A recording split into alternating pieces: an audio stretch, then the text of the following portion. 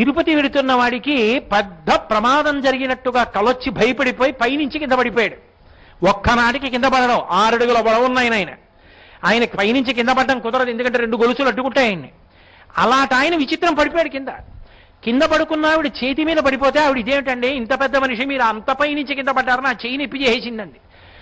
అమ్మా పెద్ద ప్రమాదం జరిగింది, రైలు పెట్లు పడిపోయాయన్న కలొచ్చిందమ్మా, అందుకని పైనుంచి కింద పడిపోయాను తల్లి అన్నాడు. ఇప్పుడు అలా పడిపోయాను అన్న వ్యక్తి మళ్ళీ ఎక్కి పడుకున్నాడు. నిజంగా రైలు పట్టాలు తప్పిపోయింది, ఎన్నో పెట్లు పడిపోయి. చిత్రం ఏమిటంటే ఆయన అలాగే ఉన్నాడు. ఆ రైల్లో ఉన్న వాళ్ళకు కూడా చిన్న చిన్న దెబ్బలు తగిలే, అందరూ దిగిపోయి మళ్ళీ పక్కన బస్సులు ఎక్కి అది ఏరేడుగుంట దగ్గర కాబట్టి తిరుపతి వెళ్ళిపోయారు. అంటే ఇప్పుడు తాను అనుభవించవలసినది ఒకటి దగ్గరికి వచ్చేస్తుంటే ఆ రైలులో వాడు ఉన్నాడని వాడిని కళ రూపంలో